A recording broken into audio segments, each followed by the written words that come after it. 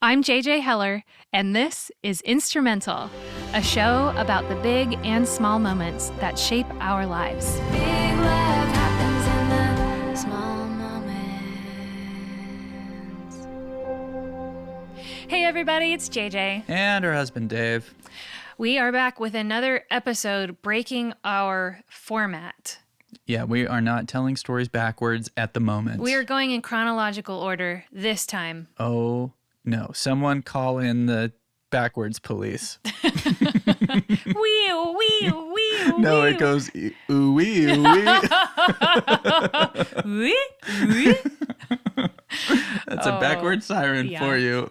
Guys, we're so weird. Thank you for listening Thank you for putting up with us. to our shenanigans. Wow. Okay, so today we interview our friend Katy Hutson. Backwards police. Katy is a mother and a musician, and she's been a part of a project called Rain for Roots, which is a collective group of musicians and songwriters who write singable scripture songs for kids and grown-ups alike. It's a really charming series of albums. Katy is also married to an incredible musician named Kenny, and Kenny is a part of David Crowder's band. Did you know that, JJ? Well, I did after talking to Katy. Well, on our I knew interview. it before. Okay, fine. Mm-hmm. So that's cool. But mostly on today's interview, we talked to Katy about her journey through cancer. Yeah, Katy is kind of an acquaintance of ours. So our lives intersected with her a couple of times over the past 15 years. But the first time that I heard about her cancer diagnosis, it was actually as she was approaching the far side of treatment. And she was doing a Kickstarter campaign because she wrote a book of poetry and she was wanting to self-publish it. And the poems were sort of her therapy through her cancer journey. And we ended up backing her Kickstarter campaign and pre-ordering one of these books of poetry. And they're just beautiful. She has an incredible way of wrapping words around the experience, both the fear of uncertainty, but also the comfort in who God is in the midst of it. If you want to find out more about Katy's music or her writing, we've included links in the show description, so check those out. This is a very heavy conversation, and while there's nothing overtly graphic, if you find medical conversation to be triggering, this may not be the episode for you. But Katy does an amazing job sharing her experience. She doesn't often share this story because it is so emotional. And I know that I felt honored that she would share it with Dave and me, and that she'd be willing to share it with you as well. Katy's story begins in 2017 as she's headed to Martha's Vineyard for a writing retreat because she was awarded a grant to be able to study poetry. My parents were willing to keep the kids so that I could go. So, Thanks, Mom and Dad. yeah, no kidding. They were more than willing. We live in Nashville. They live out in the woods in Pennsylvania. We dropped them off. And when I say we, my buddy Flo, who is in Rain for Roots, the kids band that I do, she ended up getting a scholarship too. I said, hey, wouldn't it be neat if we both did this? So she got a scholarship for fiction, and we took a road trip to Martha's Vineyard. And we have the most epically wonderful week. We stayed with these dear folks who ran a Christian camp up there called Focus. And they had an art studio that had a loft in it. Flo stayed in the guest bedroom, and I climbed up the ladder and stayed in the loft. And we had this little house that was just wonderful. And I slept with the window open up there. And we got wine and brie and bread and prosciutto and chocolate. And we didn't cook. We were two moms who didn't cook for a week. Is that because you ate brie and chocolate and bread and prosciutto for dinner every night? Yes, that's why. Yeah. Although I was on a hunt for fish and chips, and sadly, I did not find a good fish and chips. I think I kind of had hopes of that That was a disappointment that week, but one of very few. I tried like 3 times. So I did have mediocre fish and chips 3 times that week. So yeah, we would wake up in this idyllic place and go walk a mile to the bus in town and get coffee there in this little town, and then drive the bus to the coast where our residency was happening. And we would go study poetry and fiction and listen to these amazing mentors with about 30 other writers, and just talk about writing and practice writing all day. And then go back and write and rest and have prosciutto and brie and wine. and it was just glorious. So we did that all week. But it was a week that prepared me.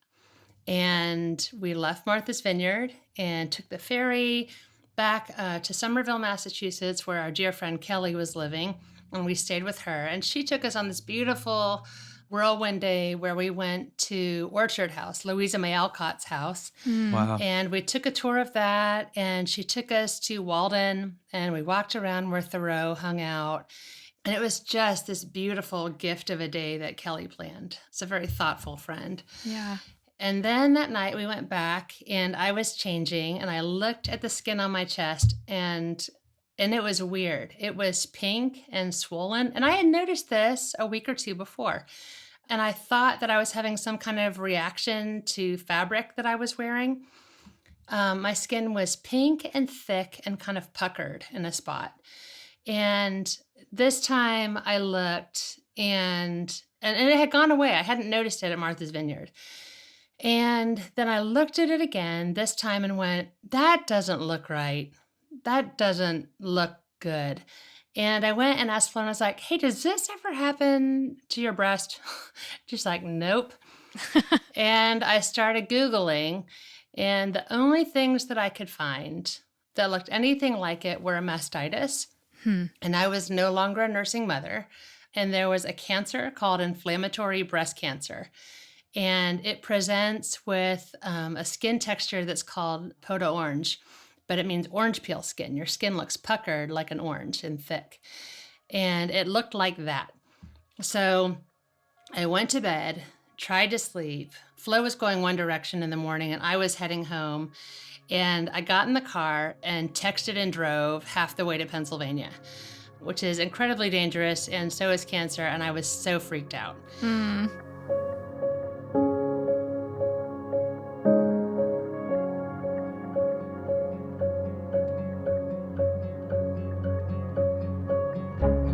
I was talking to Kenny and saying, hey, I'm going to go check this out when I go home. And talking to a couple friends and just telling them that I was nervous and not so sure about this and to please pray for me. So I got to Pennsylvania and saw my folks and my kids, and I was going to spend a day with them or so before we went back to Nashville. So we're in the woods in Pennsylvania, and my parents live outside of a small town that they grew up in.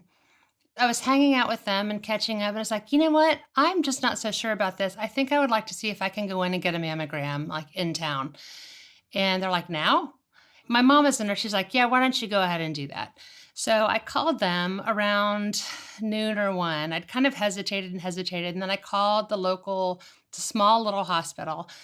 And they said, if you can get here before 3 o'clock, then we can see you. So I ran over there. I ran into town. My folks watched the kids. And I also knew that when I got back to Nashville, that it would be a couple days till I had Kenny back. And I wasn't sure how long, I was like, I think if this is what I think it is, then I need to go get on it. I went in and checked in, and the woman at the front desk at the hospital, it was a little hospital. This is how little it was. She said, oh, you're the late one. Like, so they were expecting me.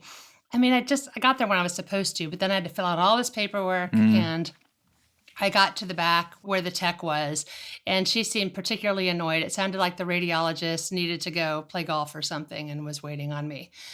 And she was kind of gruff with me. And when you're having a mammogram, it's a bit sensitive, and you really don't want someone being real gruff with you.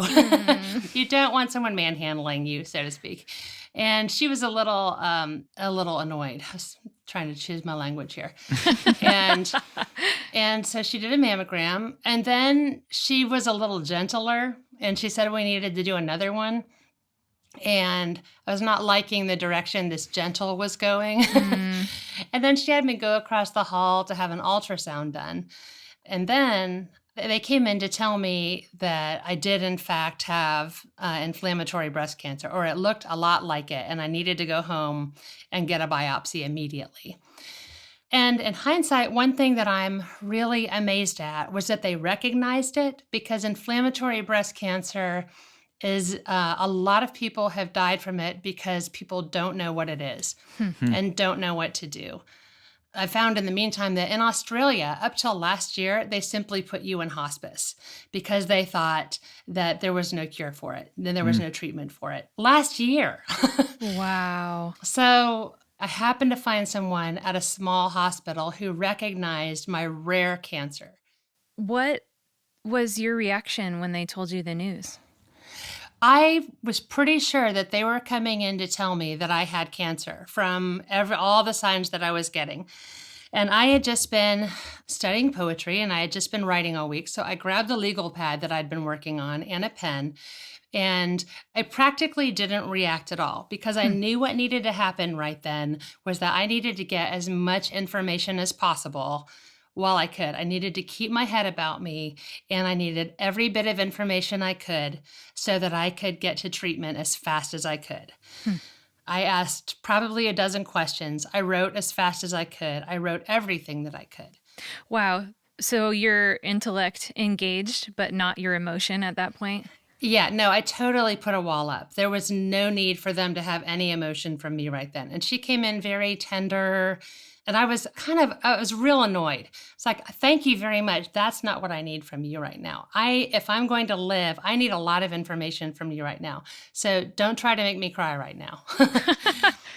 Wow. So it's like the exact opposite of like when you came in, she was really gruff and you wanted her to be gentle. And then at the end, she was being really gentle and you just wanted information. It was a different person who came in at that point, but still it was kind of, yeah, exactly. It was the opposite of what I needed at both points, I thought.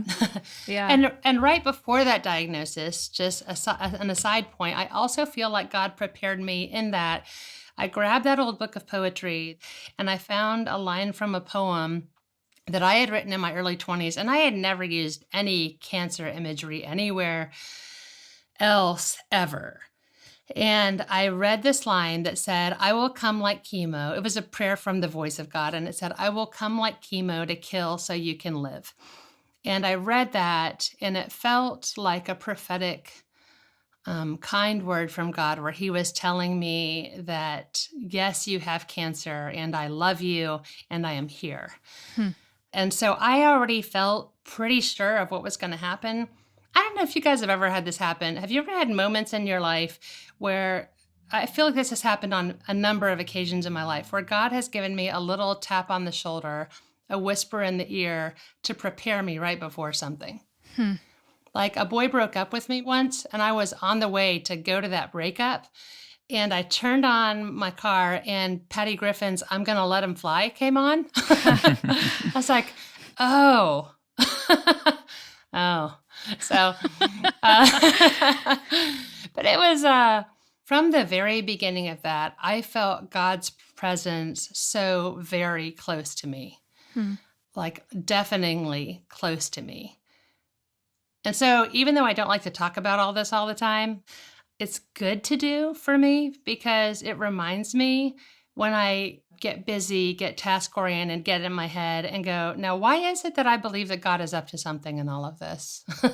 Because other than intellectual assent, I've felt his presence so near when I have needed him most. Yeah. So I leave the hospital and I go out to my car and I call Kenny and I get Kenny on the phone and I bawl and I cry and I cry and I cry. And I tell him what the next steps of the plan are and I cry for a while. Yeah. And Kenny cries for a while. And thankfully, I wish he was with me, but since he wasn't with me and that wasn't how the story went down, He was with David Crowder and the band, and those guys held him and wept with him and were so good to him. And then he got home to me right as I got home. So I go back to my house where my parents are. Oh, and I call my parents before I go home to prep them. And I say, it looks like I have cancer, and I need to go home tomorrow. So I get back there, and I know that I'm also going to see my kids. So I have stuffed it all back down in because my kids don't need to see me completely falling apart right now. Right. My kids need to see me able to deal with whatever this is. And I had a plan, like on the way back, driving back the 20, 30 minutes back to my parents, I had a plan for how I was going to tell my kids about it and what was going on and what I knew. And then I got back to my parents' house and drove down the driveway through the woods to my parents' cabin, and my dad is standing there. And my dad is Colonel Bowser, and Colonel Bowser is a strong guy, and he was a career Army officer, and he's a no-nonsense guy. But he was standing there, and he was standing up totally straight.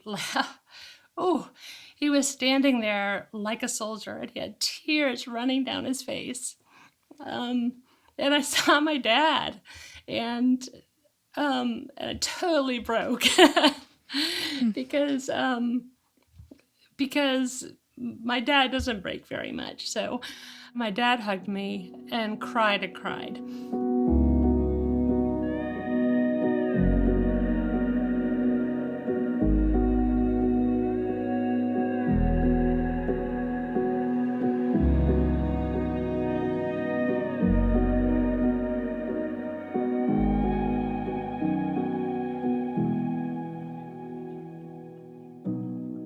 And my daughter came out and saw us, and I saw my 6-year-old daughter's face, and I saw it fall, and she said, what's going on? What's going on? And I said, hang on just a minute. Let me hug Grandpa. I'll tell you what's going on. So I hugged Grandpa for a minute, took a deep breath, pulled it together, and then talked to our daughter. Ugh. And I got down there with Story. I said, so I went to the doctor, and I'm sick. And there's something sick in my body. And I don't feel sick right now. I feel fine right now. I feel great right now. But we do have to get rid of what's sick in me. And to get rid of what's sick in me, I'm going to have to take medicine. And this year at Story, this whole year, I'm going to have to do things to get rid of this sick that's called cancer. And the crazy thing is that even though I feel good right now, the medicine is going to make me feel and look sick. And I'm probably going to throw up, and I'm going to feel yucky and have to be in bed, and my hair's going to fall out. And she laughed like a 6-year-old will, which is wonderful. I said, my hair's going to fall out, and they're going to have to probably take my breasts off. And she laughed again, like, what? So they're probably going to have to do that. And do this thing that's like an x-ray for a while. I said, they're probably going to have to do all of that. And it's going to be hard, but I know that God knows every single tiny bit that's in our bodies, and I know that he takes care of us. And she took me at face value and gave me a hug and kind of went, okay. Then we explained as best we could to Dell, who at 3 wasn't, catching much other than that Mom cried. And something was up. And then from Pennsylvania, my parents decided they were coming with me. So my mom got in the car and came back with me to Nashville. And my dad started packing up their house. And my parents have this awesome Airstream. They have a big, awesome Airstream. And my dad spent a week or so nailing everything down. And my parents moved their Airstream a week later into our yard and stayed all year. Wow. And just dropped everything they were doing and came and took care of us for 10 months or so. Mm-hmm. How did that feel?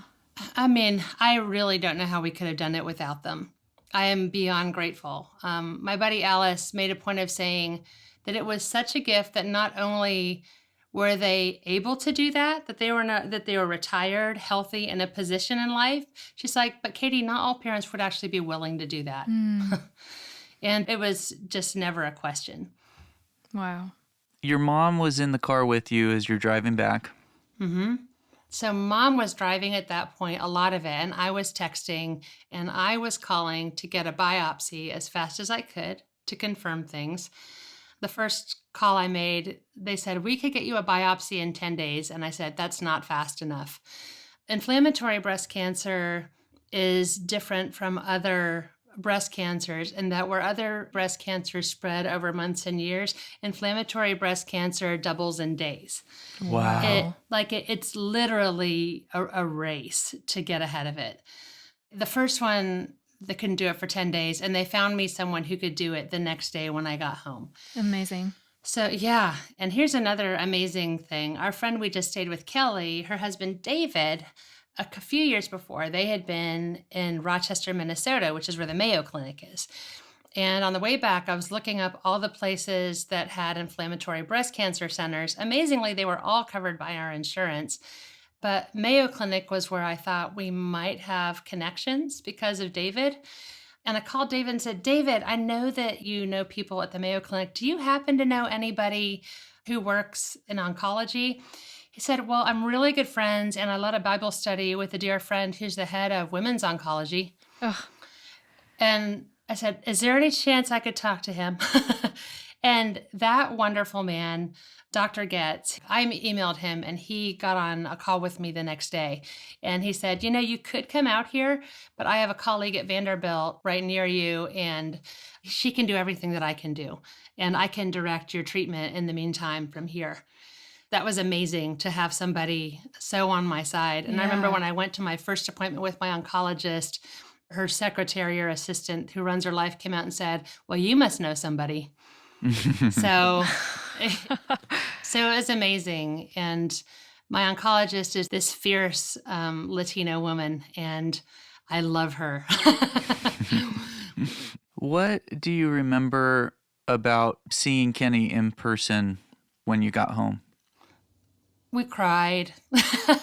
That's what I remember. We cried and we cried and we cried. Was he already home? Hey, Kenny. Can you hear me from there?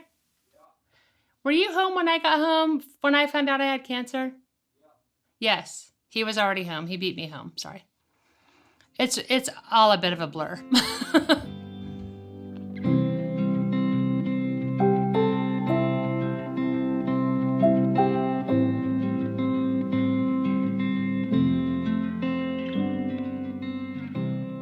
I was biopsied and had a port placed in my clavicle for treatments for chemo and was in chemo within a week, which is pretty fast. For people who don't know what a port is. Yeah, it's like a catheter that is placed so that you don't have to have an IV. You're constantly having fluids put in you and taken out of you during cancer treatment. And this is a much easier way. It's a quick access way to do it. And a mercy for me, who hates needles, is that I could put lidocaine on it and not feel a thing most of the time. So that was a big grace for me because it was this additional stress on top of, I was as much concerned about the needles as I was about the possibility of dying, quite honestly. Wow. Yeah. So when did you begin writing poetry about this? Immediately. Which kind of confirmed to me that poetry is kind of my first language as far as art goes, because I desperately needed to write. And I needed to write about what was happening, and I needed to not keep it all in me. I think I was telling you when I was getting ready and setting up for this interview, that's like, okay, I have my tea, I have my pen, and I have my notebook. And my notebook is my extra brain, because if I don't write things down, I lose them pretty quickly. Wow. So it sounds like writing poetry was almost part of your cancer treatment. Oh, it definitely was. Everybody right now is dealing with trauma. And the best book that I've seen on the subject is by this guy named Bessel van der Kolk. And this book has become rather famous lately. It's called The Body Keeps the Score. Mm-hmm. And he notes that trauma is pre-verbal. So trauma gets locked in your body. And when you can talk about it, people who talk about it and people who continue to work through verbally or artistically or creatively deal with it a lot more.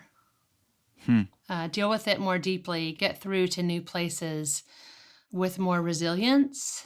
And it can give courage and it gives clarity. And it felt like I got to make something true and beautiful in the middle of something that was trying to uncreate me. So what's the first thing that you wrote? I think the first one I wrote was the first poem in the book that's related to cancer. It's called Meeting My Oncologist. Can you read it to us? Yeah, it's funny you're asking this because no one ever asked me to read this one. Meeting my oncologist. Waiting in the room of a doctor, the very good recommended doctor. As cancer is in my body, I wait for her, my general, to tell me the lay of the battlefield. Hello, so thankful to meet you. Can you save my life? If ever a first impression felt important, all of the previous stories we both have. Do you know how many battles waging? How many fronts lost? Can we rally? Can we retaliate? Can we win the day? Do I live? This beige room has no clues. I looked her up.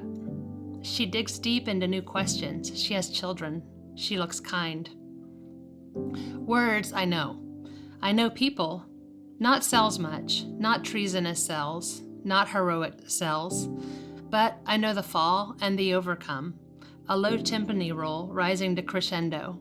We are past the cymbals and trumpets in the long certain denouement, fraught with casualties, foes getting in punches on the run.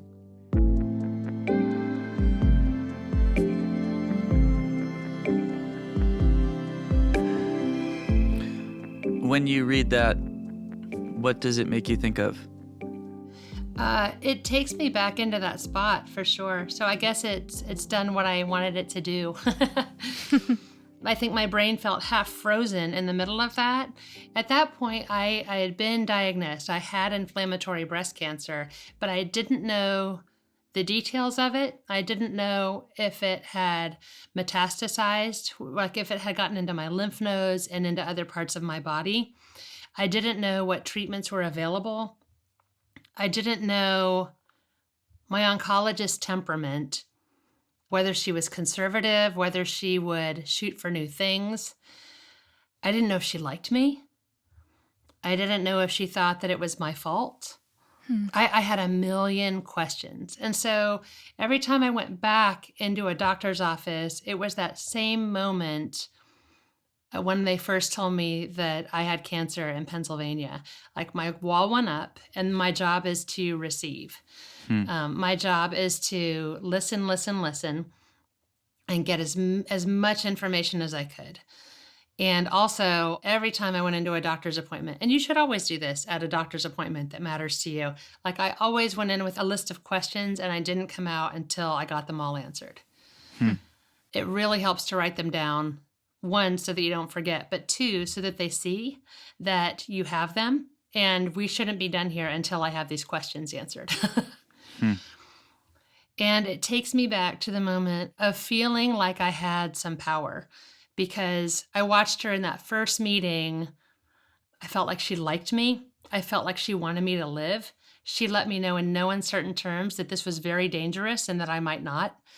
And when she heard that some of my results weren't in yet, I saw her go out in the hall, grab somebody and say, those lab results, I need those yesterday. Get on the phone with them now. We're not waiting for anybody. And I watched her advocate for me. Wow. And it was awesome. And I trusted her implicitly.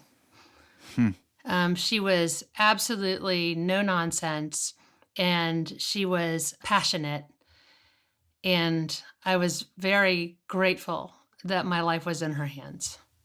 And I know people who don't feel like that. Since then, I've been in like online support groups. I've talked to people, and I know people who had doctors who were really clueless or were really dispassionate or burnt out. And I'm so grateful to have someone who is such a hero.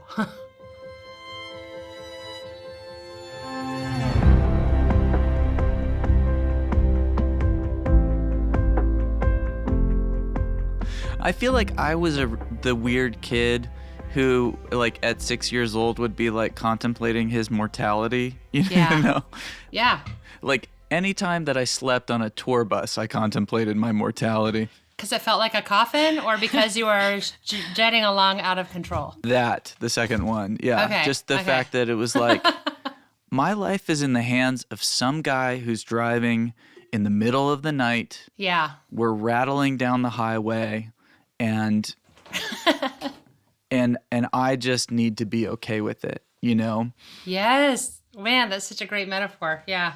I wonder, when did you start contemplating your mortality in this experience? Immediately. Immediately. And Dave, I think we might have been friends in first grade. I was one of those kids. Most of my work right now deals with children's spiritual formation. Because I strongly feel that children have so much going on spiritually. They are asking all the big questions, and they are feeling all the same things the adults are, and they are trying to crack the code.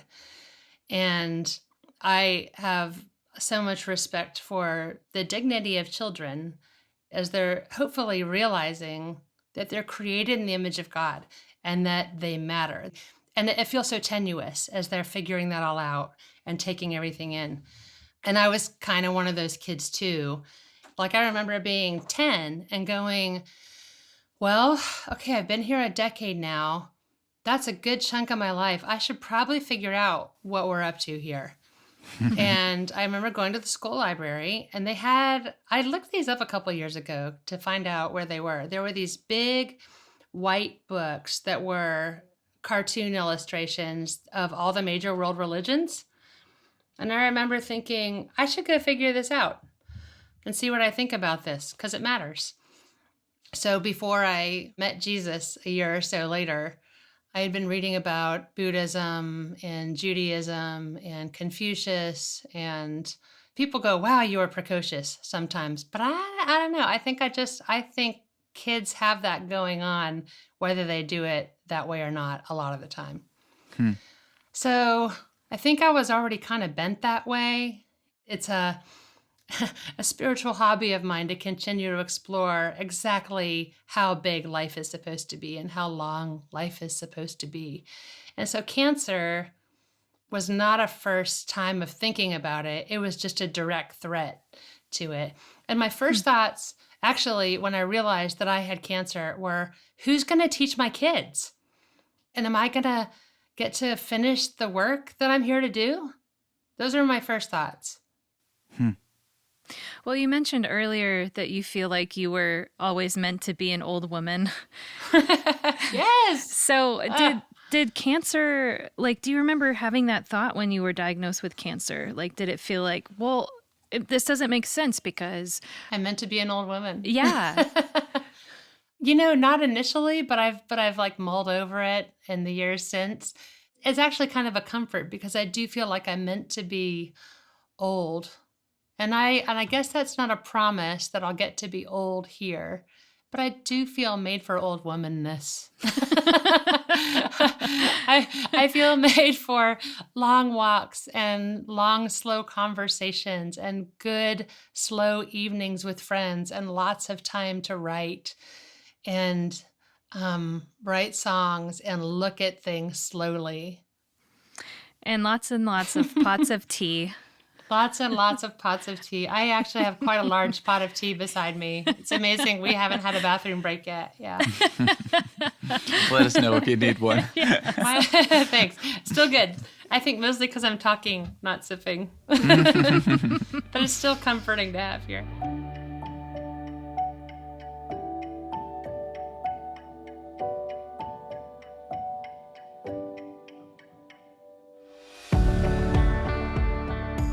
Did you know immediately that a mastectomy was almost a certainty? Yeah. When I went into that first appointment with my oncologist, after saying hello and letting me know that we were fighting for my life, she's like, here's the plan. There was no beating around the bush. And I love that about her. She said, first we start with chemo. So it was 18 weeks of chemo. It was every 3 weeks. So I went in once and then felt the effects for 3 weeks, sometimes better, sometimes worse. So it was 18 weeks of that. And then we're going to have a mastectomy. And then as soon as you recover from that a little bit, you have 30 rounds of radiation. It's funny. I keep bringing up these childhood analogies, but like my least favorite food is like eggplant or like zucchini. Just like I'm an adult and it will still give me a gag reflex, right? Yeah. And just hearing step by step that list of stuff, it's not like, wait, it gets better. It's kind of like, just wait, it gets progressively worse, right? Mm-hmm. That's totally the case. And during chemo, it was just that there were okay days. There were days where I was chipper and zipping around the house and baking bread or making something for the people at treatment or hanging out with my kids. And there were seasons of it, depending on how far I was into it. My least favorite, I had a couple of barfy days, not much. And I think one of them was actually food poisoning in hindsight. But I got nauseated, but not really that. It was kind of more everything came out the other end, which is disgusting. And so I wrote a couple poems about it because it was so humbling. I spent so much time in the bathroom. And that happens a lot. The losing my hair thing, I honestly, the romantic in me, it felt a little like, I don't know, like being a martyr or a nun or something. Like it felt, there was something kind of moving about that. I kind of gloried in the awfulness of that. But my least favorite part was that there's a medicine that ups your white blood cells that they give you. They give you this shot every time. And it gave me these terrible, terrible night sweats. And my temperature would fluctuate between 94 degrees and 104 degrees. Whoa. And there was about a month there where every night we would just set out a stack of t-shirts and underwear and a pack of, like, we just stopped changing the sheets constantly. And we just kept throwing a sheet on. And because I would just sweat, I would fall asleep when I could finally fall asleep, and I would wake up completely sweat soaked. And it was the most miserable thing. Bless my mom, like every day my mom changed my sheets. Every day my mom did all that laundry. And we just kept going. Wow. Yeah.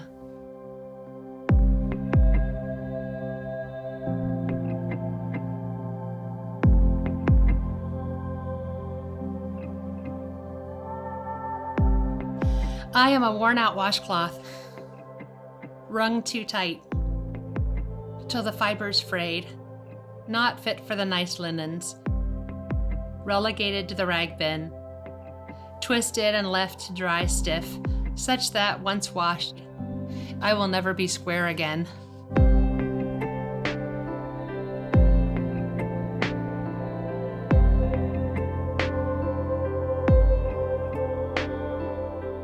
Honestly, of the three parts of it, the mastectomy, I would say was the least traumatic because it was such a clean break, and it was such a clear, obvious, let's get rid of the thing that's where the cancer is. I had cancer in one breast, and I had an option of only doing one or both. I was like, just get rid of them. Let's just, like, there was no saving any of it. It's like, let's just have this done. Let's clear the playing field. Yeah.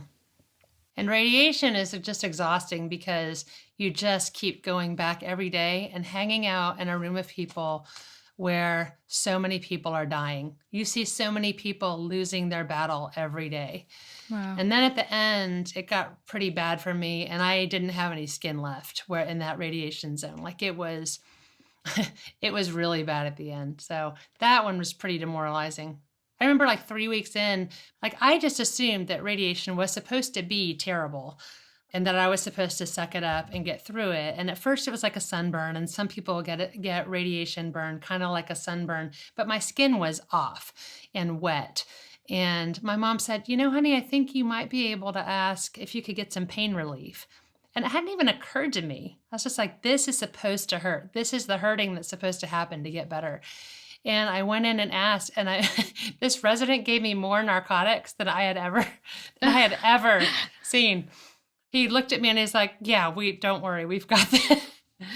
They're not real quick to do that usually, and they've definitely kind of clamped down on it since then. But there were a few weeks there where I was really grateful for narcotics.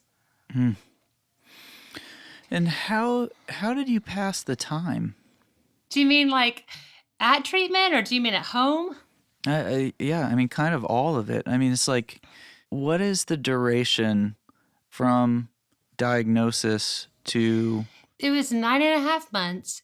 It was a little hard because they moved the finish line, because right at the end, I had a hormone positive cancer. Like my cancer ate estrogen.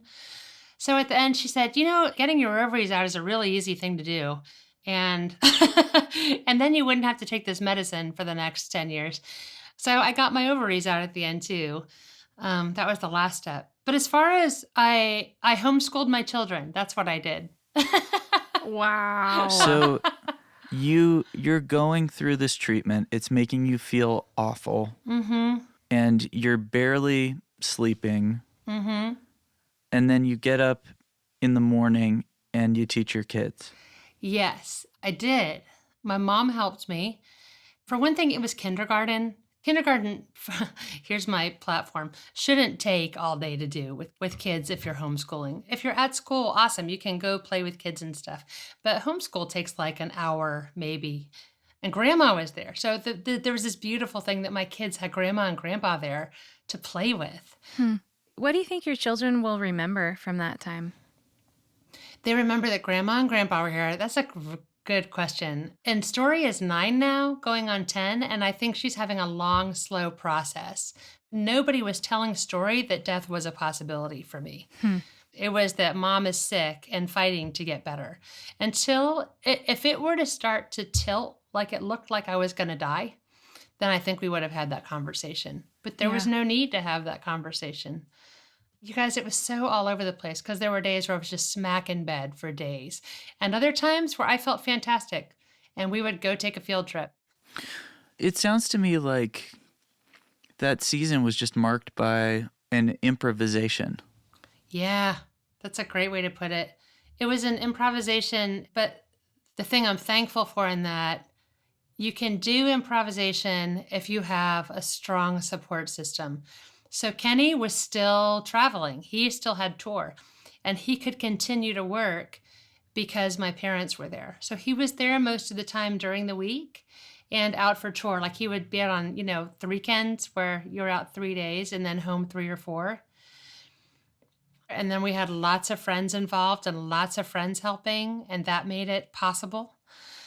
So yeah, it was a lot of people being flexible and constantly figuring it out. And I know people who are single parents who have done the same thing. It's heartbreaking to think about trying to do that by yourself. Yeah. I've said before that I kind of did cancer with privilege. Cancer was awful, but it was only certain kinds of awful, and it was sprinkled with all kinds of graces in the middle of it. Can you tell us of a particular grace that you feel like you'll always remember? I have dozens of them. I'll tell you a little one, and I'll tell you a big obvious one. I would sometimes get out of bed in the morning for a little while and then go back to bed. Like I'd come see everybody, hang out at breakfast, have breakfast or not, get back in bed. And the kids knew that I was supposed to rest, but Dell was 3 years old, and Dell would sneak, and Dell would come in and get in bed with me. And it would cuddle up to me, and it was so sweet. It was so sweet to have him cuddle up and join me. And then, and that's also true for Kenny. So, when I had that thing where my temperature was all over the place, the best thing in the world, Kenny's kind of like a big hot water bottle. So it was really a grace to have a big, sweet hot water bottle during that time. And so, but another, like a really noticeable picture-worthy thing was that after I finished chemo, a bunch of the women in my life had a party for me and prayed for me before my mastectomy. It was called a no-mo chemo party, and it was at my buddy Aliz's house. And people gave me blankets, and people gave me essential oils, and people will give you your basic needs, but things that made you feel comforted, special. They're things that were like little little shots of dopamine and hope and joy. So here's a tip if you know people with cancer, and sadly you probably will at some point. One of the best things I got was this box that had Calvin and Hobbes comic books and this huge tin of Ghirardelli hot cocoa, and chocolate. Things that made me laugh and things that gave me joy in the middle were the best. And there were lots of those little things at that party. And then at the end of the party, do you guys know the Every Moment Holy book? Yes. By Doug McKelvey with Ned Bustard's illustrations. There's a liturgy in there for somebody who's about to go through a medical procedure. Kind of the way it's set up is that the person who's going through the procedure actually has the main speaking part in it, and is the one who is saying, I am having this and I have these needs, which is very hard to do and very humbling. And then your community responding. Is there a particular poem that specifically resonates with you about the time? I wrote one poem during radiation. Well, I wrote two because I hated it so much and I just wanted it over. It was actually very hard at that point. Like, it's kind of a good indicator. If writing is a thing that keeps you out of trauma, the fact that I only wrote two poems in radiation might tell you how worn I was getting. This one's a little kind of high languagey, like it feels a little, I think my feeling was kind of like a Henry V rallying call when I was writing it. I was trying to dig deep into my courage. And it's called Sleep as War. I will not begrudge the bad days, for then are the vehicles valiant, victorious in throes of carcinoma. Then the rank rotting reels. There the nuisance is nevered away. Now I lay me down to fight, rest in God with all his might. I have no claim upon tomorrow. Today is joy and war and sorrow. Fiercely now the battle's joined in axillary node and groin, meta, micro, in between, trusting that which is not seen. Which is very much how it feels in the middle of it. You're doing all these things and it's like, am I getting better? Yeah. And I did have a very immediate response to chemo. It was really great after my first round of chemo to go in and have my oncologist go, wow. To have her say, that is much better than I expected. And to celebrate, like to see her celebrating for me, gave me courage for the rest of it, as opposed to feeling like I was constantly losing ground a little at a time. Yeah. And I know so many people who that's their story. So I had a lot of encouragement along the way from my circumstances.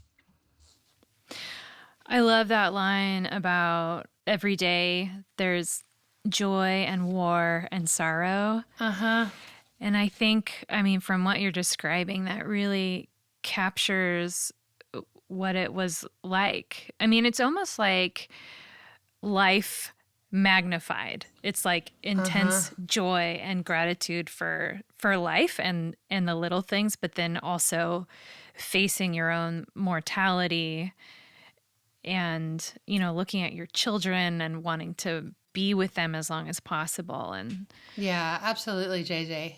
I was looking out the window and thinking about this morning and how this figures in now in the time of a pandemic, because this was one kind of trauma, and it was my personal trauma that affected my personal world, and the world around me brought its health and its life and its joy. My community brought its strength to me. And there's this weird thing now, personally for me, the pandemic is both a comfort and a sorrow in light of cancer, because the whole world is experiencing a brokenheartedness and a sorrow and something that's dangerous and deadly. And everybody is feeling the sense of that. And there's a sense in which I go, I know this feeling and I felt this before and we're feeling this together. You guys know what it feels like to be in the middle of this together. And at the same time, there's the collective exhaustion of ongoing trauma and sorrow that is so sapping because everybody is in it together. Yeah, we all need to go to our mailbox and get a package full of Calvin and Hobbes and chocolate and hot chocolate. Yes. Yes. And all will be well again. It does help.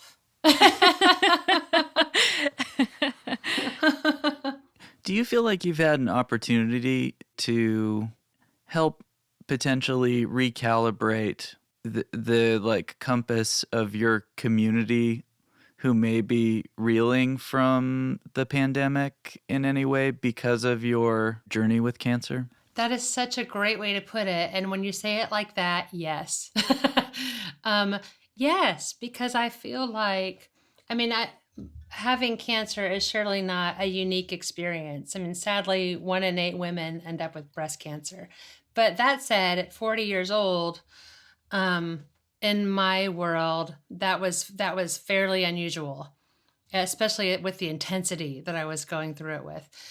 But yes, I feel like it gave me tools and an experience that I knew and I know from my faith that suffering is always worthwhile, especially suffering when you're leaning into Jesus and when you're collapsing into his hands. My friend Margie Hack has this wonderful expression that we collapse into his marvelous hands. But I had a year of cross training in that, maybe that absolutely feels helpful and pertinent now.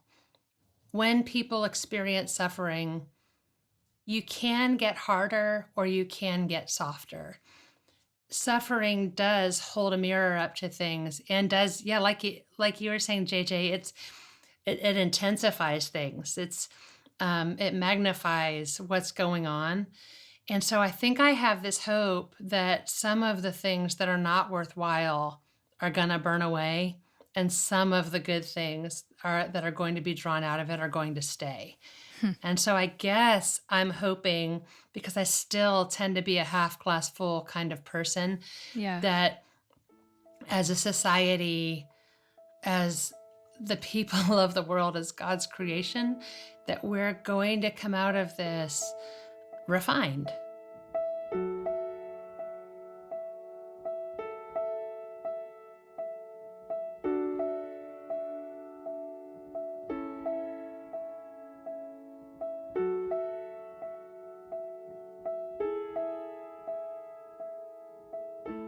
Every day after having cancer in your body, you're called a survivor because you're still alive, which I learned after a while.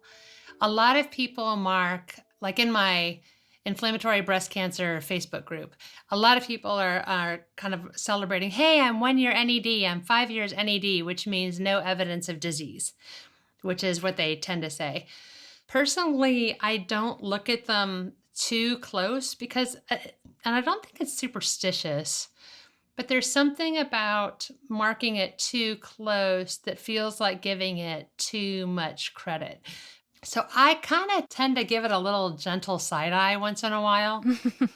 I know people who celebrate really big, and I don't want to go there and look at face on that often.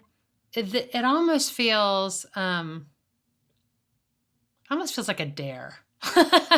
and death is something to be considered. I do have a very strong sense that death is a possibility, and it always was. I just know it now more. And so I think it's a better idea for me to stare really hard at life than to spend very much time looking over the cliff of where I could have died. Wow. Does that make sense? Yeah, very much. So if you ask me my diagnosis day, I think I have very specifically kind of ignored it. Like I could go back and look, but I didn't say, dear diary, this is that day. And this is that day where I was done. I kind of let those slide, and I knew I was doing it. I kind of like it better that way. Yeah. One of the ongoing things about it that does constantly remind me that I had cancer is that I am on this drug that is life-saving and it is good, but it also is a total pain in the butt. I'm on an amazing medicine called an aromatase inhibitor. And what it does is lower the estrogen in my body. What it also does is it can make me irritable. It makes me gain weight. I a couple of weeks ago, I was off of it for a couple of weeks. I forgot to order it, and then it came a week late, and I was off of it for 2 weeks, and I lost 12 pounds. Oh my gosh. And I was so frustrated. It's like, are you kidding me? You know, on one sense, it's like, well, I guess I haven't been that bad. I guess it's not just me. I guess I do have something working against me. But there's also, man, is this necessary? And I wrote to my oncologist, and I sent her an email on the portal and said, hey, so there's this, and it also affects your sleep, and it gives you hot flashes. There's all these side effects to it. She wrote back in no uncertain terms, the benefits greatly outweigh the risk. You should continue to talk about it. We can talk about you getting off it at 5 years, because the benefit at 5 years goes way, like, it's really debatable whether it's any use after 5 years. That is only a couple years away, but it's frustrating. Yeah. Yeah. Yeah, that sounds like very emotionally draining. It is. Thanks for noticing. Because I feel like on this side of cancer, anything I can do to seize life, to be healthy, to be well, to not sink down into a morass of just the side of surviving, especially in a pandemic, everything is just a little harder. So, yeah.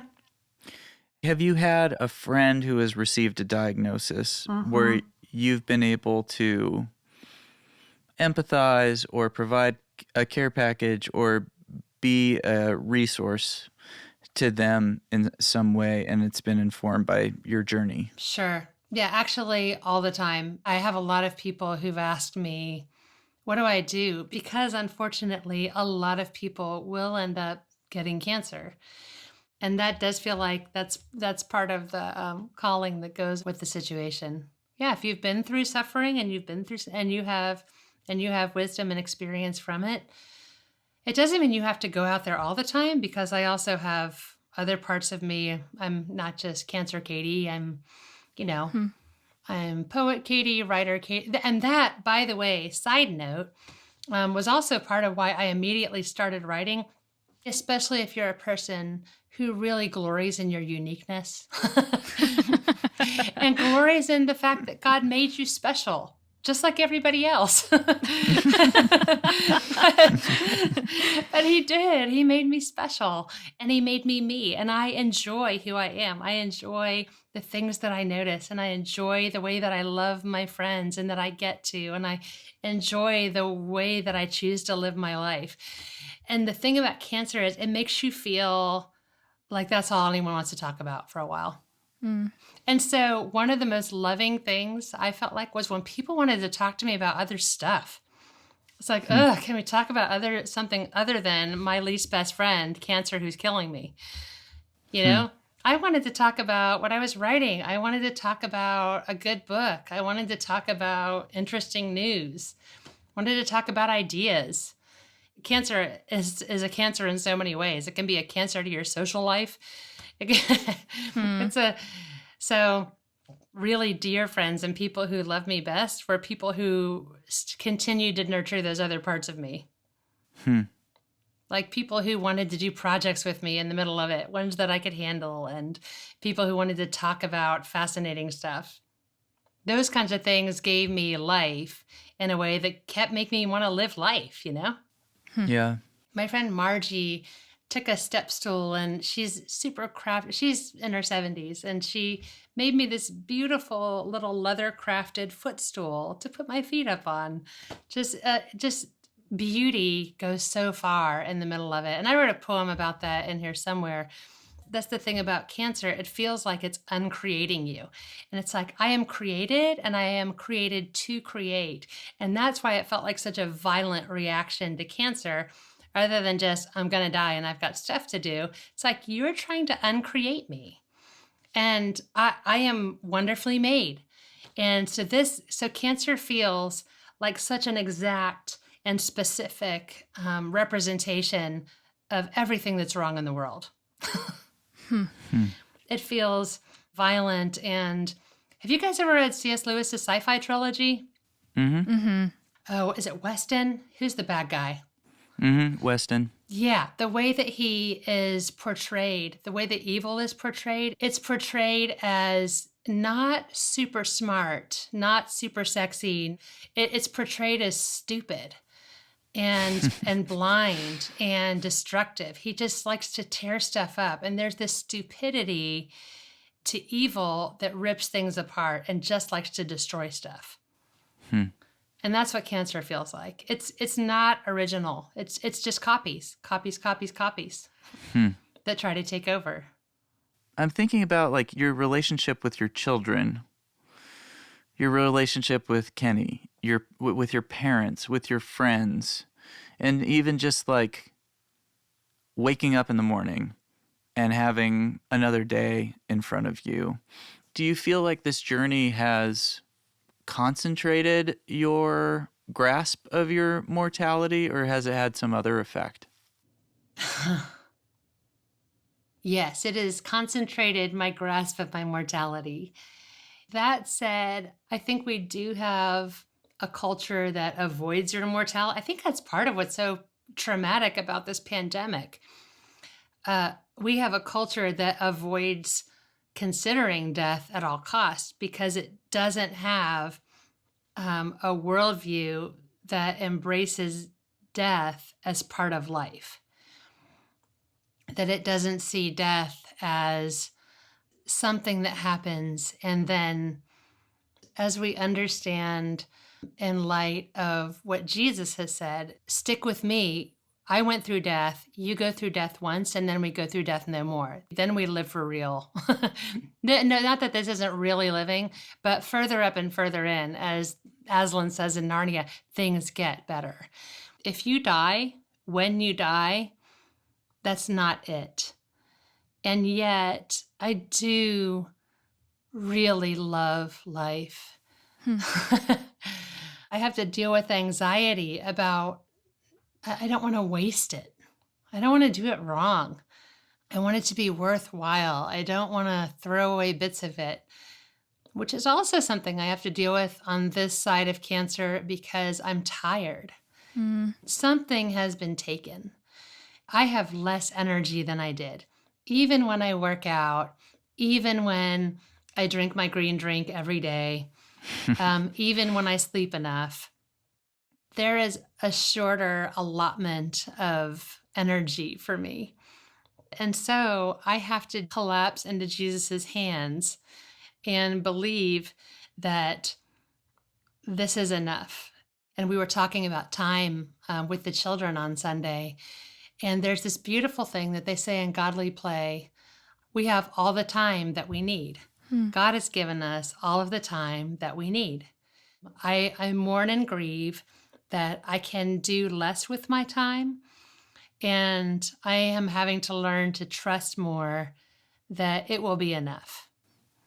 Because I love to make stuff. I love to make stuff. I want to write. I want to sing. I want to do projects with my kids. I want to teach them good stuff. I want to travel with Kenny. Yeah, I want to have lots of great meals and time around fires. And, you know, it's all Dead Poet Society. I want to suck the marrow out of life. And I didn't do a major pivot after cancer. And I think that was comforting and assuring. What I found was that I did actually believe that God would take care of me. I did actually think that the work that I was doing was worth my time. If anything, I think it kindled my desire to do what I do well. And you would think that on this side of cancer, that I would be going absolutely gung-ho and full force and saying, I am going to make so much art. I am going to make so much music. I am going to be so intentional with everyone around me. If anything, I feel a little more like I'm going in the right direction, but I feel a little more like a turtle in doing it. I feel like I need to continue to slowly, gently plod in that direction. And kind of feels like there's a tendency to go find strange fire somewhere. Another way, some fancy other thing that will give me the intentionality, the whatever, to get where I'm going. And there isn't one. My poetry book is called Now I Lay Me Down to Fight. And I tend to want to fight, and I think I have to learn to rest in order to fight. That the fighting happens when I stop striving so much and trust more.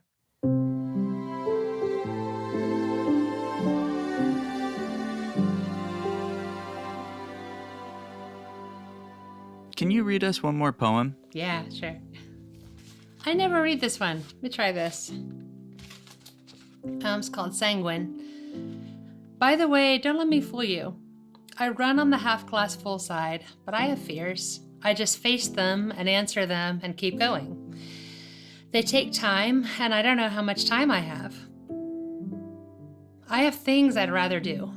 I don't think it's denial, but I do say that a lot, and maybe I protest too much. But they peek out from the corners of my mind. From the closets, they whisper. Sometimes just the facts, dry and concrete. Sometimes more sinister, more wispy and mysterious. I deal better in that realm, in the nethers and anti-spaces. The fears are there, I just don't have time to feed them. I don't know if I have time, actually. Look, there's another fact, fear. They're all woven through. But they'll have to come along for the ride and hang on. I have things to do. Spoken like a true mother. That's great. I got stuff to do. You know, JJ? Yeah.